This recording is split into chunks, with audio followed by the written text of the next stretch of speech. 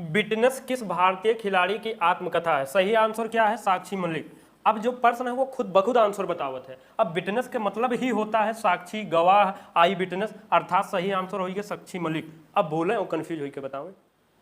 यह क्लास पूर्ण रूप से आंसर याद करवाने पर फोकस किया गया है, और यदि बार बार आंसर भूल रहे हैं, कंफ्यूजन हो रहा है, सिलेक्शन नहीं हो पा रहा है, तो अब मौका आ चुका है पढ़े अर्थात याद करे के तरीका बदलने का। नमस्कार, स्वागत है सिलेक्शन महाकुंभ में। आज हम सभी लोग 25 अक्टूबर का करंट अफेयर बड़े ही शानदार तरीके से सीधा याद करेंगे। चलते हैं सीधा क्लास नो बकवास में। बुक विटनेस किस भारतीय खिलाड़ी की आत्मकथा है?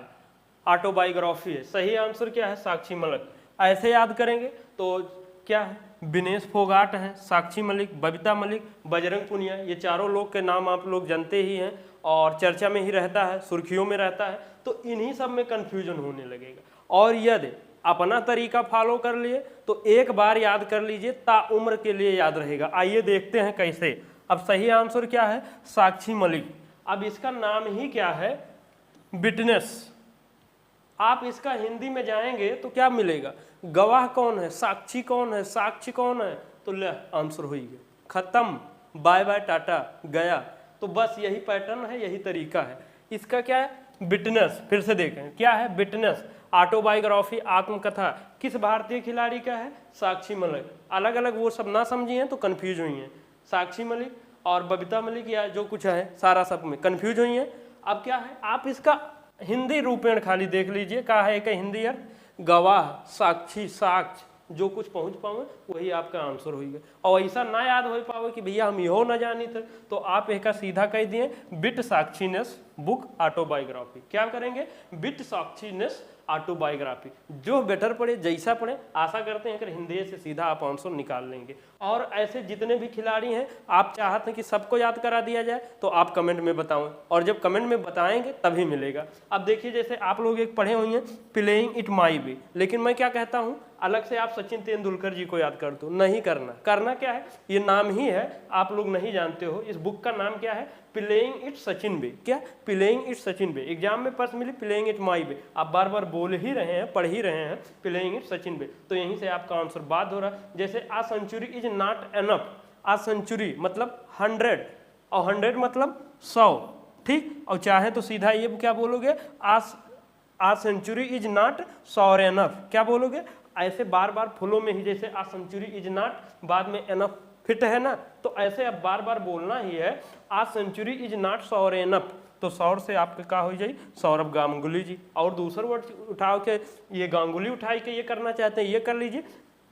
लेकिन जो चीज़ जिनका है सारा सब कुछ अब भैया आप अपने पास रखो, क्योंकि सिलेक्शन भी तो हमें लेना है। आशा करते हैं ये समझ गए होंगे। और ये किस राज्य से हैं? हरियाणा के हैं। खेल क्या है इनका? कुश्ती। अगर ये याद करना है कैसे क्या तरीका आप लोग का पता ही होगा, और ना है तो और डिटेल क्लास लिया चाहते हैं तो मेन रूप से आप लोग फोकस करें, याद करें पर, शेयर पर, कमेंट पर, तो मिलेगा। और साक्षी मलिक के साथ में इसमें और कौन लेखक हैं? जोनाथन सिल्वाराज भी हैं, थोड़ा देख सकते हैं। और ये महत्वपूर्ण है। क्यों महत्वपूर्ण है? आप इनका उपलब्धि देख सकते हैं। 2016 रियो डी जेनेरियो में ब्रॉन्ज जीती थी, और वो कुश्ती में पहली महिला थी जो भारतीय ये पदक लेकर आई थी। इसलिए 2016 में इनको क्या भी मिला था? मेजर ध्यानचंद खेल रत्न पुरस्कार मिला है। आशा करते हैं समझ रहे होंगे। थोड़ा समय देकर मानते हैं कि लग रहा है, लेकिन एक बार अगर याद होगा ना तो आपके जब बच्चे भी पढ़ेंगे आप इतना बिलीव करिए तब भी याद आएगा, ठीक। अब जैसे देखिए हाल ही में वियतनाम के राष्ट्रपति के रूप में किसने शपथ लिया है? तो सही आंसर देख रहे हैं 8 राज्य के हैं, और जो ये तरीका और पैटर्न से याद किए हैं, कोई भी हो आपको कंफ्यूज करके दिखाए तो हम मान लें। तो आप देखिए यहाँ क्या है? सही आंसर क्या है? Luong Cuong. अब ये किस देश के हैं? वियतनाम के हैं। हमको ये इनका नाम से निकाल लेना है कि ये किस देश के, क्योंकि यहाँ पूछा ही जाएगा कि वियतनाम के राष्ट्रपति कौन बने हैं, ये ऑप्शन मिलेगा। तो ये सिर्फ इनके देश के नाम। अब देखिए यहाँ से वियत उठा लेंगे, इन्हीं के नाम में इनबिल्ट करके अब इनका नाम क्या हम लोग देंगे? लुओंग वियतोंग। अब जो लुओंग कुओंग है इनका नाम, तो हम लोग क्या कर दिए हैं? लुओंग वियतोंग। क्या? लुओंग वियतोंग। अब बार बार यही बोलना है, बार बार यही नाम है, तो वियत से हम लोग का आंसर यहाँ बाध्य हो चुकेगा वियतनाम। और हम इतना बार आप लोग का रिवीजन ही करवा देते हैं तो आप लोग कैसे भूलेंगे? इनका कार्यकाल कब तक रही? 2026 तक रहेगा। राजधानी हनोई। अब जैसे याद हमने राजधानी भी याद कराया है, लगभग 40-50 देशों का। वो आप प्ले लिस्ट में आप जाएं जीएस के उसमें देखें तो एक बार याद कर ली वो ओके बाद ना भूलिए ना कंफ्यूज हुई, लेकिन एक बार तो आप लोग को करना ही पड़ेगा, लेकिन वो भी नहीं करना। अब जैसे वियतनाम का हनोई याद करें, यहाँ से नोई उठाए के वियतनोई नाम बोलें, बार बार क्या बोलोगे वियतनोई नाम, क्या बोलोगे वियतनोई नाम, और नोई से आपके यहाँ हनोई आंसर बात हुई जी। ऐसे सारे देशों का इनबिल्ट किया गया है। जैसे संयुक्त अरब अमीरात के राजधानी अबू धाबी, तो उसको आप बोलना है क्या है संयुक्त अरब अबू रात, तो अबू से अबू धाबी बात हुई जाए। जैसे अब ये यहाँ चलते हैं प्रबोवो सुबियांतो, क्या बोले हैं हम लोग प्रबोवो इंडो सुबियांतो नेशिया अर्थात इंडोनेशिया के राष्ट्रपति, क्लाउडिया मैक्सिको बाम अर्थात मैक्सिको के, सिगोरू पानिसबा जापान के, हरिनी लंका अमर प्रधान सूर्य अर्थात लंका से श्रीलंका और प्रधान से प्रधानमंत्री, अनुरा लंका कुमार देसा राष्ट्रनायक के श्रीलंका के राष्ट्रपति, क्रिस्टोनिया मिसल अर्थात इस्टोनिया के, पाल कागमे वांडा यानी कि पाल कागमे वांडा से आपका आंसर रवांडा। अब उनके जब नाम में छुपा है, जब तक ये बोली है एग्जाम में देखी तब तक दिमाग आपको कुछ और हिट कर देगा। आशा करते हैं समझ रहे होंगे और फॉलो भी कर रहे होंगे। अब देखिए, और आज का क्लास तो बहुत शानदार है, सब कुछ याद हो जाता है एक बार में। और 2024 में निम्न में से किसका क्या रजिस्ट्रार जनरल व जनगणना आयुक्त के तौर पर 2 साल का कार्यकाल बढ़ाया गया है? तो सही आंसर क्या है मृत्युंजय कुमार नारायण। अब देखिए इनका 2 साल के लिए कार्यकाल बढ़ाया गया है, अर्थात ये पहले से थे और पहले से थे 2022 से 24 तक थे, 24 से 26 हो गया है। अब कुछ लोग को मैक्सिमम लोग को जो याद होगा, जिनको याद है तो वो आगे बढ़ जाएंगे, और नहीं याद है अब देखिए कैसे याद करवा दे रहे हैं। ये मृत्युंजय, और यहाँ से आपको क्या याद करना है रजिस्ट्रार जनरल जनगणना आयुक्त। एक तो ये तरीका है सीधा इनबिल्ट कह दिए और बार बार यही बोले, दूसरा और भी रिलेट कर लो। अब दोनों चलिए साथ है साथ में। अब देखो जनगणना में क्या किया जाता है, आप थोड़ा दिमाग लगाओ मेरे भाई, जनगणना में क्या जोड़ा घटाया जाता है, कितने लोग डेथ हुए मृत्यु हुआ और कितने लोग के जन्म हुआ जय हुआ विजय हुआ, तो अर्थात मृत्यु और जन्म और मृत्यु जय ले आंसर निकल ही गए। तो अर्थात अब रजिस्ट्रार जनरल और जनगणना आयुक्त कौन हो गए हैं मृत्यु, जो कितने लोग मृत्यु हुए कितने लोग जय आए मतलब पुनः आए हैं, और बस यहीं से हुई मृत्युंजय। अब इससे शानदार तरीका और क्या हो सकता है, तो आप अगर ये चीज़ याद रही तो अब ना भूलिए। और ये किस मंत्रालय के अंतर्गत आता है ये भी आप अपने कॉमन सेंस से ही निकाल सकते हैं, गृह मंत्रालय के अंतर्गत आता है। ये ओवरऑल के केंद्रीय गृह मंत्रालय हो जाएगा, क्यों ये भी प्रश्न में एग्जाम में पूछा गया है कि किस मंत्रालय के। कार्यकाल अब इनका होगा 2026 तक का, आशा करते हैं ये समझ रहे होंगे। और अब ये तरीका हर एक जगह फॉलो करिए, इनबिल्ट करिए। हाल ही में चर्चा में रहा करतारपुर साहिब गलियारा भारत और किस देश के मध्य स्थित है? तो सही आंसर क्या है पाकिस्तान। अब देखिए पहले तो करतारपुर ही हम लोग याद करेंगे, कहाँ है पाकिस्तान में है, ठीक। और देखो पाकिस्तान के लिए हम लोग क्या याद करते हैं, जैसे वो सिंधु घाटी सभ्यता कहाँ क्या कैसे है याद किए हैं ना, जैसे मोहनजोदड़ो कहाँ है, जो कंफ्यूज होते हैं ना क्लास ये वाला लिए हैं, तो हम लोग क्या बोलते हैं मोहन पाक जोदड़ो, और पाक से पाकिस्तान। सेम यही तरीका यहाँ भी बोल देंगे क्या करतार पाकपुर, जो करतारपुर है करतार पाकपुर पाकिस्तान में है, कोई दिक्कत तो होना नहीं चाहिए। और सिख भाई बंधु जो हैं आप इसको निगेटिव में कुछ मत लीजिएगा, ये सिर्फ याद करने का एक तरीका है, बाकी कोई निगेटिव में है भी नहीं, ठीक। तो आप क्या बोलोगे करतार पाकपुर ये हो गया। और साहिब गलियारा पूरा याद करना है, किसके किसके पाकिस्तान और भारत के मध्य है, तो आप यहाँ पाकिस्तान हो ही चुका है भार एक्स्ट्रा जोड़ के। अब इस गलियारा का नाम ही बार बार क्या बोलोगे करतार पाकपुर भार साहिब गलियारा, क्या बोलोगे। और भार से हम लोग क्या आंसर पहुँचते हैं भारत, ठीक है, करतार पाकपुर भारत साहिब गलियारा।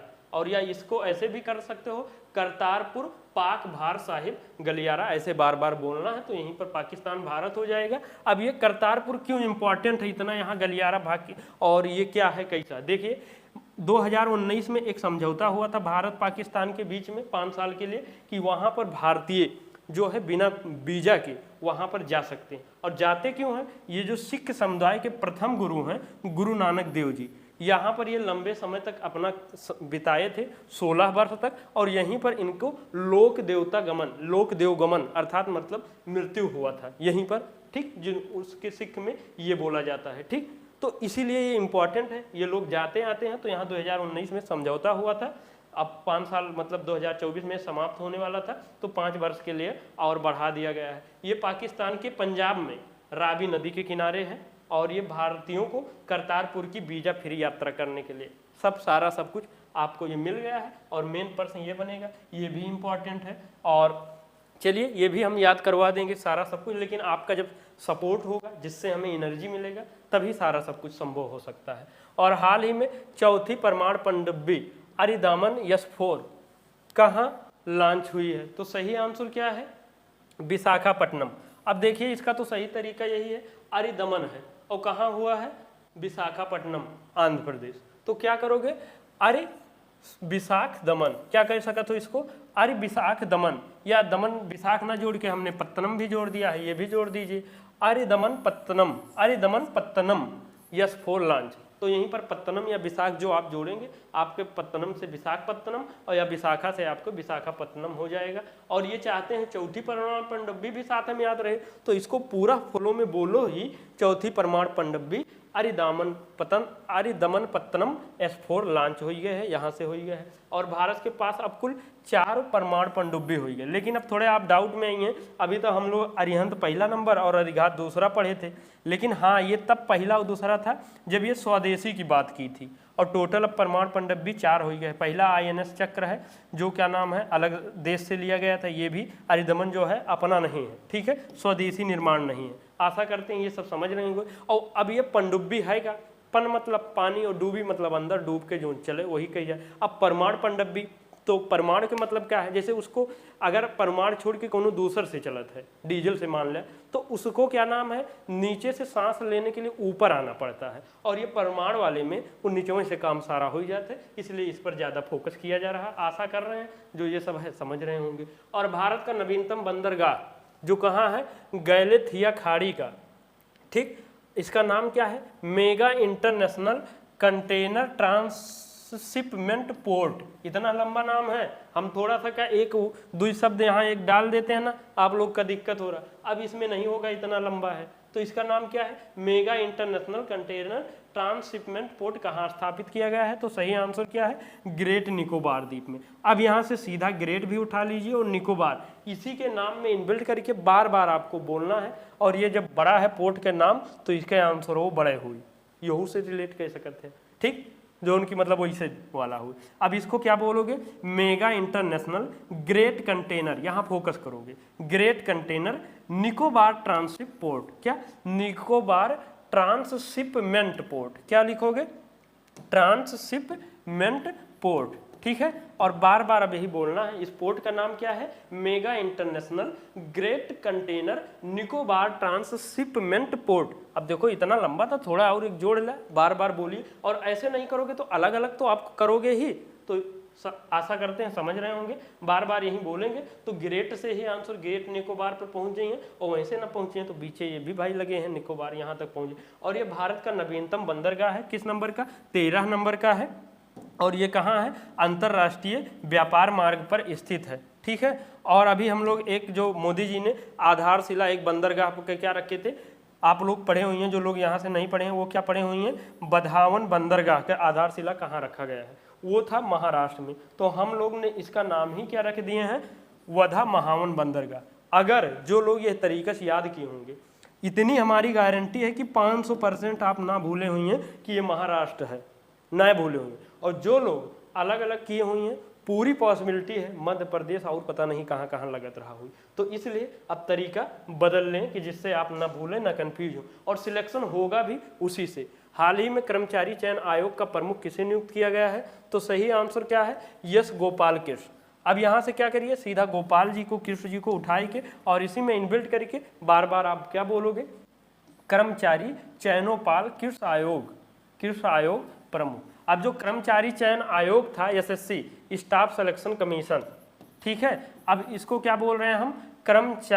कर्मचारी चयनोपाल कृष्ण आयोग। इसको हटा दीजिए आप, मतलब जो नाम रहेगा उनके प्रमुख के नाम इसमें इनबिल्ट किया जाता है, तो ये हम लोग समझ लेंगे। आपको क्या बोलना है? कर्मचारी चयनोपाल कृष्ण आयोग। आप करिए तो, एक बार करिए तो लिखिए तो वो खुद ब खुद निकल जाए। और गोपाल और कृष्ण से आप कृष्ण गोपाल कृष्ण तक आंसर पहुंच जाएंगे। इसका स्थापना 1975 में हुआ था। और अभी हाल ही में हम लोग क्या याद किए थे? राष्ट्रीय महिला विजय आयोग के अध्यक्ष कौन बने हैं? विजया राहटकर जी हैं, तो आशा करते हैं जब इस प्रकार से रखेंगे तो कन्फ्यूजन नहीं होंगे। नहीं, अभी जिंदल भी थे, टीवी नरेंद्रन जी का भी पढ़े हैं और राजीव खन्ना जी, ये सब करंट का है, तो इसी में कन्फ्यूजन हो गया। और कन्फ्यूजन ना हुआ चाहता है तो ये तरीका फॉलो कर लो भैया, जे जौने का है तो तौने के अपने पास रखें, ठीक है। और एशियाई विकास बैंक का 69वां सदस्य कौन सा देश है? तो सही आंसर क्या है? इजराइल बना है। तो ठीक, तो उससे पहले हम लोग मुख्यालय याद कर लेते हैं। अब जितने भी मुख्यालय है उसका भी जीएस के प्लेलिस्ट में है, आप जाएं वहाँ एक बार याद कर लिए, ना भूलें ना कंफ्यूज हो। अब देखिए हेडक्वार्टर इसका कहाँ है? मनीला फिलीपींस में। इसको करना क्या है? यहाँ से नीला उठाई के बार बार, अब इसका संगठन का नाम ही क्या है? एशियाई विकास नीला बैंक। क्या है? एशियाई विकास नीला बैंक। क्या है? एशियाई विकास नीला बैंक। और नीला से जब ऑप्शन देखिए या वैसे कुछ भी, मनीला और फिलीपींस आपको आ जाएगा। और ये 69वां देश के रूप में कौन सा ये लिया है? इजराइल ने लिया है। और उसके बाद अब 69वां ये है, तो यानी टोटल अब यहाँ पर कितने 69 सदस्य देश हो चुके हैं। आप इसको बार बार यही बोलेंगे और इसको भी याद किया जा सकता है तरीका।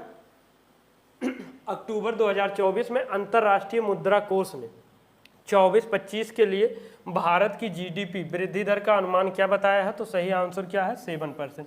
वैसे जो मेन संस्थाएं हैं नियर अबाउट 7% या 7.1% ही बताया है। तो यहाँ पर जैसे एग्जैक्ट नहीं डाटा याद आ पा रहा है तो ये 7% मान के चलेंगे शुभ वाला, ठीक है। और अब इसका भी मुख्यालय कहाँ है? वाशिंगटन डीसी है। करना क्या है? वाशिंग। और पैसा भी वैसो भी क्या नाम है? मुद्रा पैसा, ये सब हाथ के मैल है, वाशिंग कहीं के आ जाते हैं लेकिन वैसे चलो जाते, ऐसा सुने हैं ना। तो अब देखिए याद करें तरीका, यहाँ वाशिंग उठाए के इस अंतर्राष्ट्रीय मुख्यालय, इसका नाम ही क्या बोलोगे संगठन का? अंतर्राष्ट्रीय मुद्रा वाशिंग कोर्स। अब इसका फुल फॉर्म भी बोलोगे तो इंग्लिश में तो भैया को दूसरा हो जाएगा, इंटरनेशनल मॉनिटरिंग फंड। तो एक हिंदी में क्या बोलोगे? अंतर्राष्ट्रीय मुद्रा वाशिंग कोर्स। क्या? अब जैसे अंतर्राष्ट्रीय मुद्रा के बाद कोष आवत है ना, तो ऐसे ही वाशिंग आएगा, लेकिन कब? जब इसको बार बार बोलना शुरू कर देंगे, ठीक। और वाशिंग से आपके वाशिंगटन निकलेगा और टन के साथ जैसे डीसी जुड़ा रहा था ना, ऐसे ही जब इसके साथ ये जोड़ देंगे तो हमेशा निकले आंसर। और ये वित्तीय वर्ष 24-25 के लिए 7% बताया गया है और 25-26 के लिए आधा कम हुई के 6.5% बताया, 6.5% बताया गया। और जीडीपी मतलब हमने बता ही दिया था, ग्रॉस डोमेस्टिक प्रोडक्ट, ठीक है। तो अब इसके अंदर मतलब इंडिया के अंदर जितना कुछ भी होते, बाहरी हुए कुछ भी हुए, तो सारा सब लेके वो जो होगा एक साल के पूरा, उसको किसके अंतर रखा जाएगा? जीडीपी के अंतर्गत रखा जाएगा। और संयुक्त राष्ट्र दिवस कब मनाया जाता है? 24 अक्टूबर को। क्यों इसी दिन मनाया जाता है? क्योंकि संयुक्त राष्ट्र संघ का स्थापना ही कब मनाया हुआ था? 24 अक्टूबर 1945 को इसका स्थापना हुआ था। इसीलिए 24 अक्टूबर को क्या मनाया जाता है? संयुक्त राष्ट्र दिवस मनाया जाता है। इसका हेडक्वार्टर कहाँ है? न्यूयॉर्क यूएसए में है। अब देखिए इसका मुख्यालय याद करना है, यार्क उठाओ और इसको बार बार क्या बोलोगे? इसमें संघ में जोड़ोगे, संयुक्त राष्ट्र यार्क संघ। क्या? संयुक्त राष्ट्र यार्क संघ। अब बार बार यही बोले रहोगे तो यार्क से न्यूयॉर्क, और न्यू ना जोड़े ना ही गड़बड़ हो जाए, ठीक।